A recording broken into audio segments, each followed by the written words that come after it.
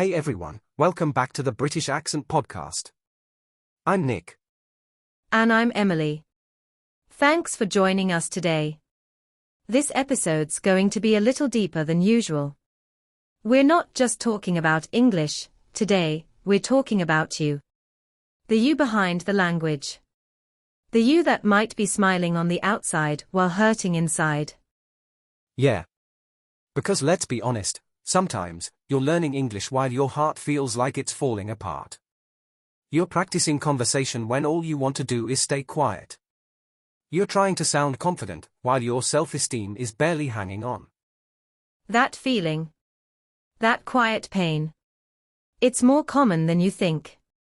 And we just want to say, you're not the only one who feels this way. You're not weird. You're not weak. You're just human. And trying to learn a language, any language, while dealing with emotional weight. That takes courage most people don't see. Totally. You know, sometimes people assume that if you're speaking another language, especially one like English, you're already doing fine. But nobody sees the whole story. Maybe you're speaking English at work while dealing with loss at home. Maybe you're doing grammar exercises while struggling with anxiety. Maybe you're listening to podcasts like this because it helps you feel less alone. And that's something we don't talk about enough. We focus on fluency, pronunciation, vocabulary, but what about the emotional side? What about the people who are using English as a mask, just to get through the day? Or people who feel invisible when they speak. Like their real feelings are trapped behind every sentence. Because maybe they can say, I'm fine, in perfect English, but deep down, they are not fine. Exactly. And it's okay to admit that. This space we're sharing right now, it's safe. It's made for those moments when your grammar might be shaky, but your heart is doing its best to keep going. When you're feeling like you're breaking, but still showing up anyway. And honestly, that's one of the bravest kinds of English speakers out there. The ones who keep speaking, even when they feel broken. Even when it's hard to breathe, hard to focus, hard to believe in themselves. You're doing something powerful. Not just by learning English, but by fighting for yourself through it. Through the darkness, through the struggle. You're building a voice. And not just in a language, but in your life. You know, I've talked to so many learners who told me they feel like they are faking it, like they are putting on this cheerful English-speaking version of themselves just to get through the day. And underneath that, they're carrying heartbreak, burnout, depression. But here's the thing, they are not faking it. They are surviving. They are using English to hold themselves together when everything else feels like it's falling apart. And sometimes English becomes more than a language. It becomes a shield. A place to escape. A way to feel stronger, even if it's just for a few minutes. And honestly, there's nothing wrong with that. Language is human, it carries emotion, history, survival. If you're using English as a way to process your feelings, or to express what your first language can't capture right now, that's not wrong. That's healing. Absolutely. And we know healing isn't linear. It's not neat. You might feel strong one day, and completely fall apart the next.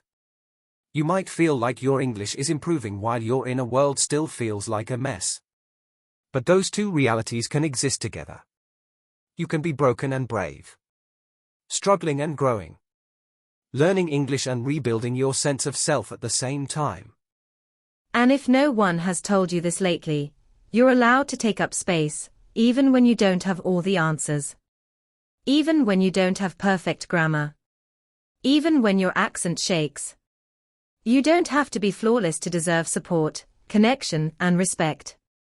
Especially when you're carrying so much inside. And here's something I want every listener to remember, your pain doesn't disqualify you. Your sadness doesn't make you less worthy. You don't have to fix yourself first before you're allowed to learn, speak, or belong. The fact that you're still here, still trying to grow through English, means you already have strength. Maybe it's quiet. Maybe it's tired. But it's there. There's something incredibly beautiful about using a second language to express what you've never been able to say before. Some learners tell us that English gives them a kind of emotional distance, and that actually helps them speak about things they've never told anyone before. Others say that journaling in English, or even talking to themselves in English, helps them sort out feelings they can't explain in their native tongue. That's powerful. That's healing in action. And it doesn't matter if your sentences aren't perfect or your vocabulary is limited. If English is helping you find your voice in the middle of emotional pain, then that's enough. That's more than enough. So keep showing up with your whole self, even the parts that hurt. Keep learning, even if your progress is slow. Keep speaking, even when you feel like staying silent. English isn't just a skill. For so many of us, it's also a lifeline. A way to reconnect with our worth, our courage, and our truth. There's something else we don't talk about enough: the quiet battles. The mornings you wake up and feel like you have nothing left to give, but you still open your English app. The nights you replay conversations in your head and wonder if you sounded stupid, and yet, the next day, you try again. That invisible effort? That matters. That's not failure. That's resilience. And let's be honest, there's a loneliness in this journey. When you're speaking a language that isn't your first, especially when your emotions are raw, it can feel like no one truly hears you. Like you're screaming through a glass wall. But we want to remind you that even if no one else sees the storm inside you, the fact that you're still choosing to connect through English, still choosing to show up, is seen. Maybe not by everyone. But we see it. We honor it. You might have moments where you wonder, why am I even doing this? What's the point of learning English if I feel this broken inside? But the truth is, your effort is not about perfection or fluency.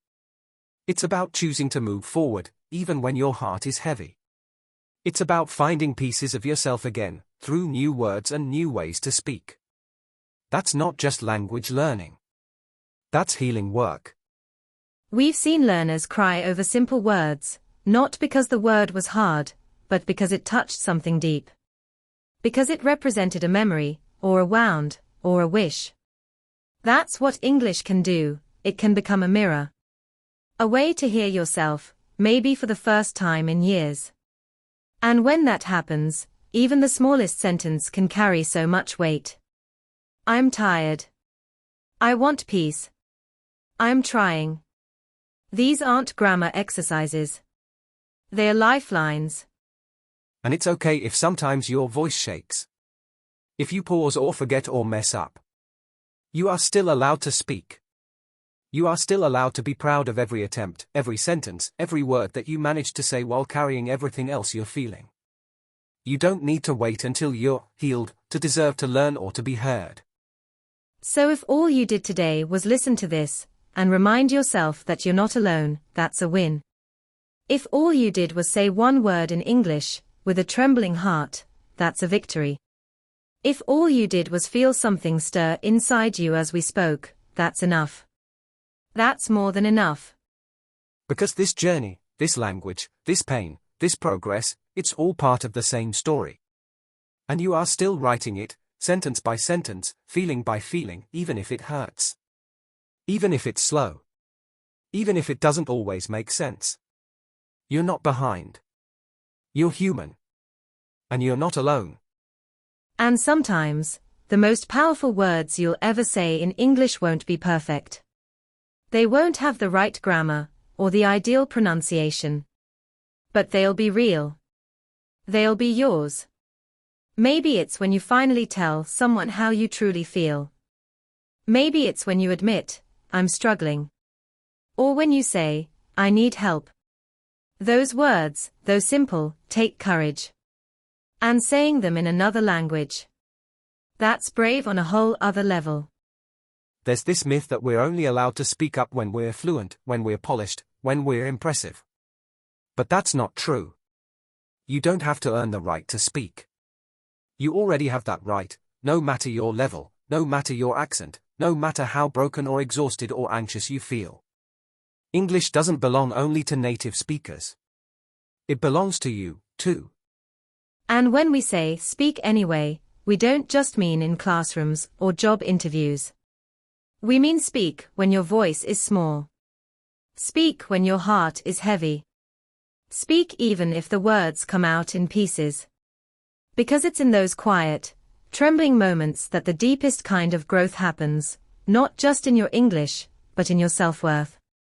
In your healing. Your struggle doesn't disqualify you from progress, it makes your progress even more meaningful. Every time you push through your fear, every time you say something out loud even when you doubt yourself, you're building strength. You're building trust with yourself. And you're showing yourself that even in your most vulnerable moments, you are still capable. So maybe today, you don't need another grammar lesson. Maybe what you need is this reminder: you are doing something hard, and you are doing it anyway. That is powerful. That is worth honoring. And we're proud of you, not because you're perfect, but because you're showing up. Because you're still choosing to speak, even when it hurts. If no one has told you lately, you're doing an incredible job. Not because you're flawless, but because you're honest, you're human, and you're still here. Still learning. Still trying. That's more than enough. And remember, even when it feels like you're walking through this journey alone, you're not. Every word, every pause, every struggle you face in English, it connects you to others who are going through the same thing. And through that shared experience, there's healing. There's growth. So today, speak your truth in English, even if it's not perfect. Let it be messy. Let it be raw. But let it be real. Because your voice matters, and it deserves to be heard. Thanks for spending this time with us. We're so proud of you for being here. This is the British Accent Podcast, and we'll be right here whenever you need to be reminded that your journey matters. Until next time, keep learning, keep healing, and most importantly, keep being kind to yourself.